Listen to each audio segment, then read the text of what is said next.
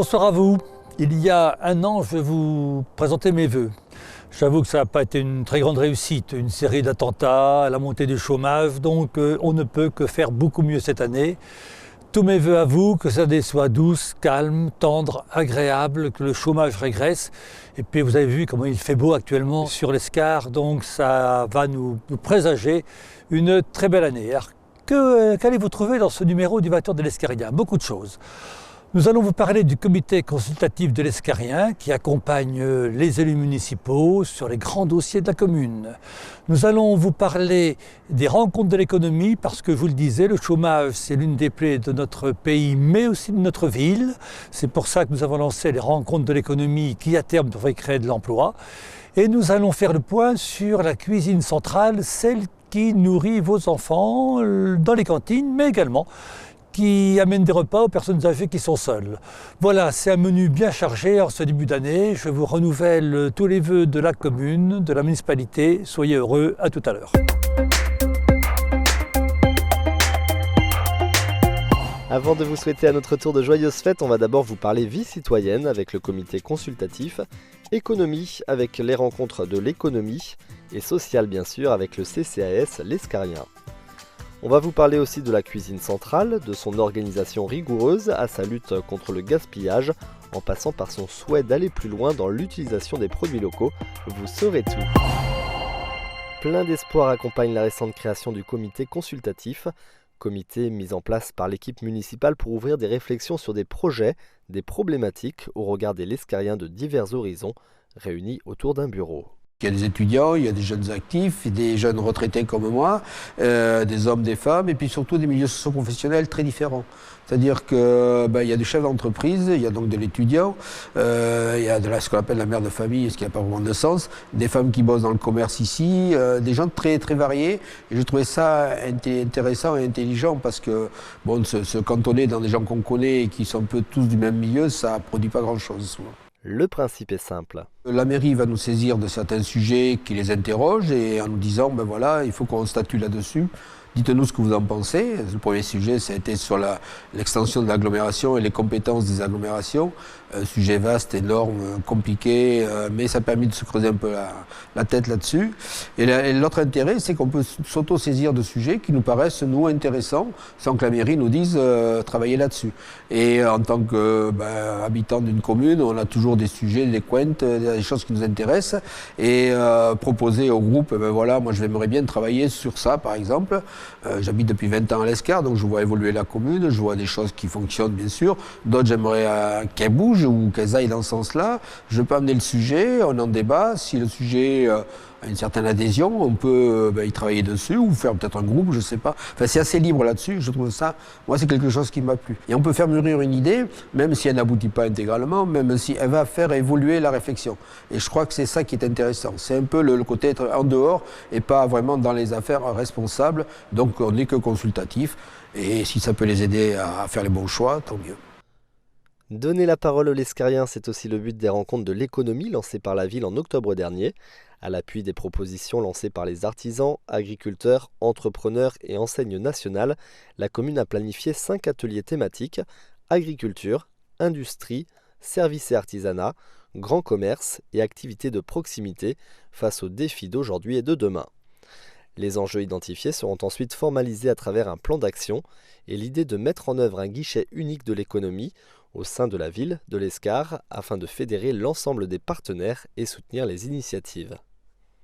Et parce que le CCAS de l'Escar a reçu le mois dernier une mention spéciale coup de cœur et le trophée du Centre communal d'action sociale le plus innovant de France pour sa présentation au parcours de formation « Prendre soin de soi en prenant soin des autres » sur la thématique « Favoriser la qualité de vie au travail », il est normal de revenir sur cette aide précieuse proposée aux Lescariens.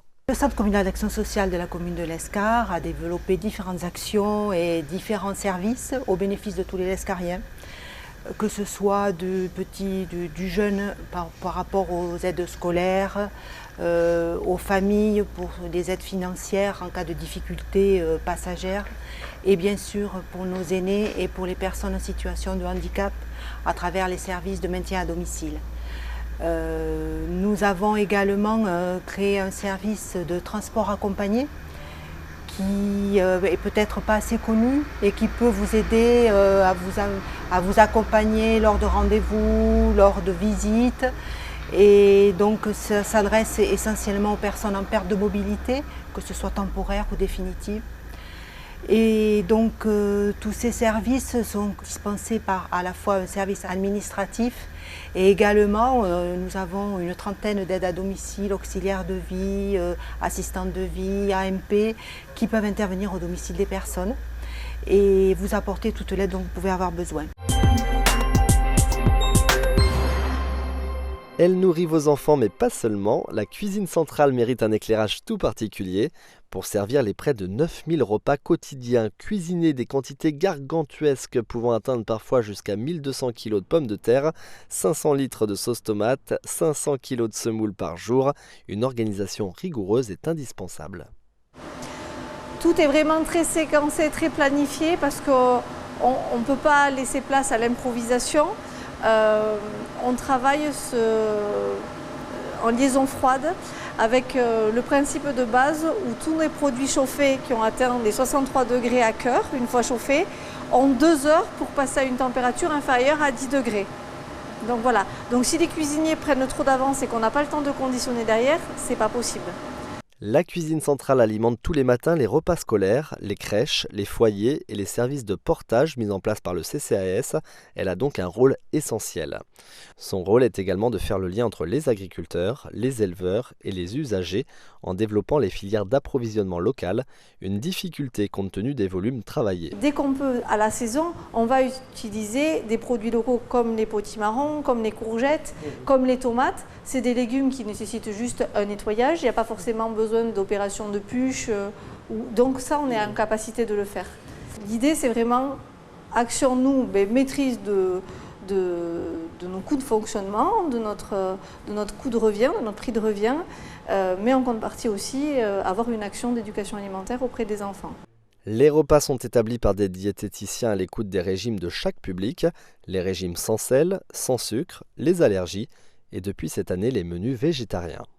Voilà, on a quand même des préoccupations de développement durable, mais aussi des préoccupations de santé publique, où voilà, on sait très bien qu'une consommation excessive de viande n'est pas forcément bonne pour la santé.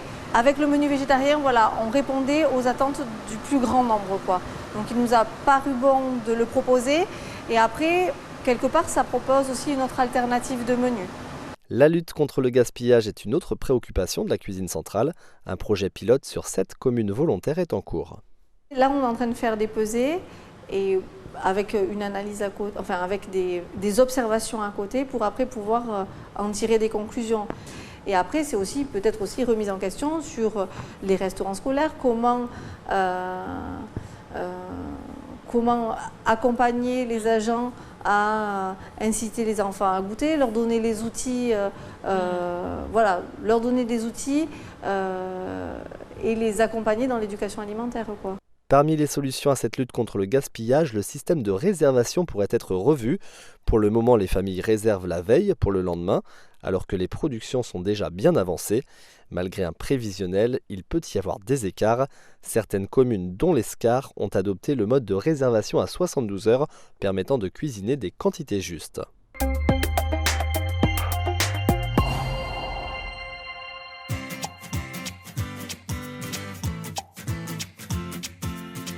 Repas des aînés, concert de gospel, exposition et atelier des rencontres économiques, l'année 2016 commence sur les chapeaux de roue.